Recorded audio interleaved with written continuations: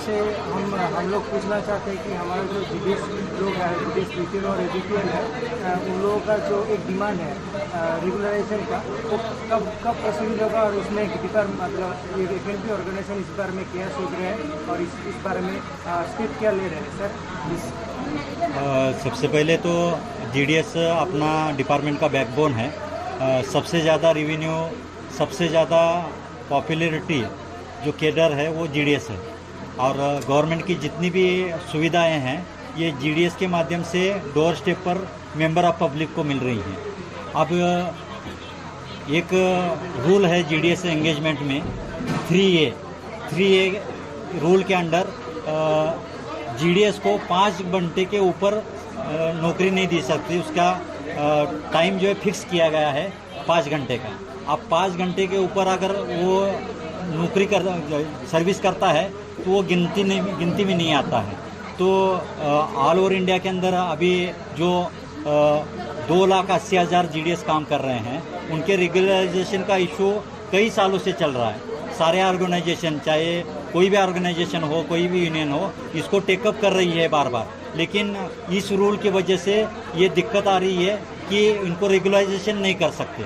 तो ये 3A का जो रूल है जीडीएस एंगेजमेंट रूल में, उसको हटाने के लिए हमारे एफएनपीओ और एनयू जीडीएस के माध्यम से बहुत सारा प्रयास हो रहा है। अब regularisation of central government employees या पोस्टल एम्प्लॉयज़ होने के लिए 8 घंटे का सर्विस होना बहुत ज़रूरी है। जब तक 8 घंटे का सर्विस नहीं होता तब तक कोई आदमी सिविल सर्वेंट्स के कैटेगरी में नहीं आता है। तो 8 घंटे सर्विस होने के लिए हम लोगों ने जो अलग अलग काम कर रहे हैं, जैसा कि आधार का काम कर रहे हैं, आधार मोबाइल लिंकिंग का काम कर रहे हैं, एईपीएस का काम कर रहे हैं, आईपीपीबी का अकाउंट ओपनिंग कर रहे हैं, टाटा का बजाज पॉलिसी, टाटा का और बजाज का पॉलिसी ओपन कर रहे हैं। थर्ड पार्टी जो भी काम कर रहे हैं वो हमारे वर्कलोड में गिना जाए, उसका टाइम फैक्टर हमको मिला जाए। इसके लिए एफएनपीओ की ओर से, एनयू जीडीएस की ओर से डायरेक्टरेट में बहुत सारा इशू टेकअप किया हुआ है। हर पीरियडिकल मीटिंग में हम इस मुद्दे को ले रहे हैं कि हमको आईपीपीबी और आधार का जो काम कर रहे हैं वो हमारे टाइम फैक्टर में आ जाए।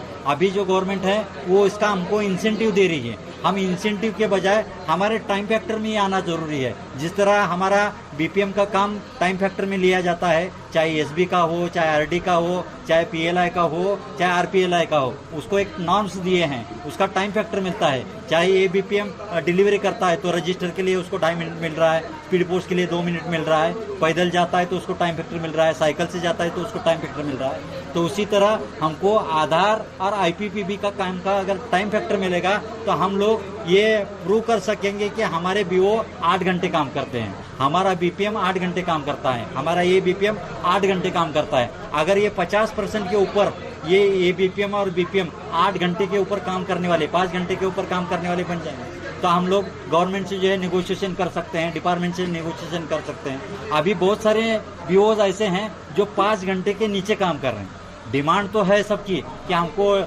सेंट्रल गवर्नमेंट का रेगुलर एम्प्लॉयज़ किया जाए, पोस्टल एम्प्लॉयज़ गिना जाए, लेकिन वर्कलोड के हिसाब से देखेंगे तो 90% से ऊपर के बीओज बीपीएम अभी भी 5 घंटे के नीचे काम कर रहे हैं। ये सारा डाटा डायरेक्टिव लेवल में फीड है, वो बताते हैं कि इतने बीओज अभी भी बिलो 5 आवर्स के नीचे काम कर रहे हैं। और आप डिमांड कर रहे हैं 8 घंटे की, आप डिमांड कर रहे हैं सेंट्रल गवर्नमेंट एम्प्लॉयज़ की, आप डिमांड कर रहे हो पोस्टल एम्प्लॉयज़ की। तो उसके लिए हर बीओ के अंदर हमारा 5 घंटे के ऊपर काम हो रहा है, ये प्रूव करना पड़ेगा, जस्टिफाई करना पड़ेगा कि ये बीओ हैं, ये 50% के बीओ अब ऐसे हो चुके हैं जो बियॉन्ड 5 घंटे के ऊपर काम कर रहे हैं, चाहे इंक्लूडिंग आधार और आईपीपीबी। अगर आधार और आईपीपीबी को इंक्लूड करके भी हम ये प्रूव कर सकते हैं कि हमारा 5 घंटे के ऊपर काम जा रहा है तो हमारा जो डिमांड है वो जस्टिफाई होगा।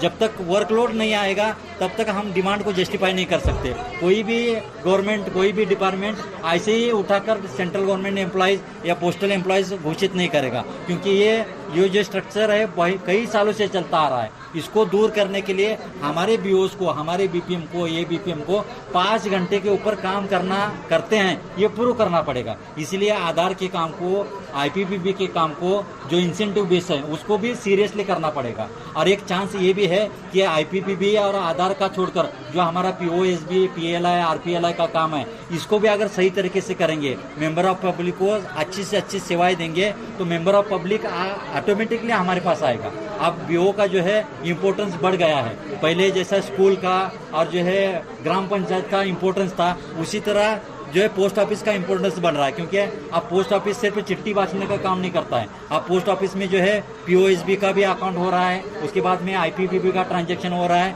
ऑनलाइन ट्रांजैक्शन हो रहा है, छोटे बच्चे का आधार कार्ड निकाला जा रहा है, आधार कार्ड मोबाइल से लिंक किया जा रहा है, आधार कार्ड के अंदर की दुरुस्ती की जा रही है, जो करेक्शन किया जा रहा है, ये सारी सुविधाएं पोस्ट ऑफिस में बीओ में हो रही हैं। तो बीओ का इम्पोर्टेंस गांव लेवल में बढ़ रहा है। जिस तरह स्कूल का इम्पोर्टेंस है गांव में, उसी तरह पोस्ट ऑफिस का भी इम्पोर्टेंस है। अब हम लोगों को जो वर्किंग क्लास है, जेडीएस, बीपीएम और एबीपीएम, इनको थोड़ा सा कोशिश करना चाहिए कि हमको 5 घंटे के ऊपर काम कर रहे हैं, ये जस्टिफाई करना चाहिए।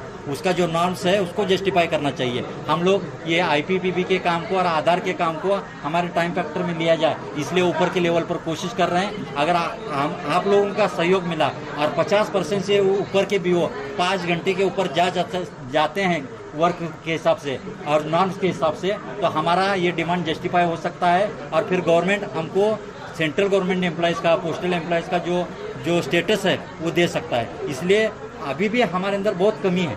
हम लोग डिमांड तो कर रहे हैं लेकिन जस्टिफाई नहीं कर सकते। हम लोग उसको जस्टिफाई हो जाएगा तो 3 ये जो रूल है वो ऑटोमेटिकली निकल जाएगा। हम लोग कोर्ट केसेस भी डाल रहे हैं, बहुत सारा इशू ऊपर के लेवल पर चल रहा है, लेकिन जो स्टाफ ग्राउंड लेवल पर जो यूज हैं उसको इसका यानी सीरियसनेस आना ज़रूरी है कि ये हमारे बेनिफिट के लिए है, ये जो हम काम कर रहे हैं ये हमारे बेनिफिट के लिए है। ये अगर हमारे वर्कलोड में आ जाएगा तो हमको डिपार्टमेंट में आने का बहुत सारा मौका मिलेगा। अभी एक दूसरा रास्ता है डिपार्टमेंट में आने का, वो थ्रू एग्जाम।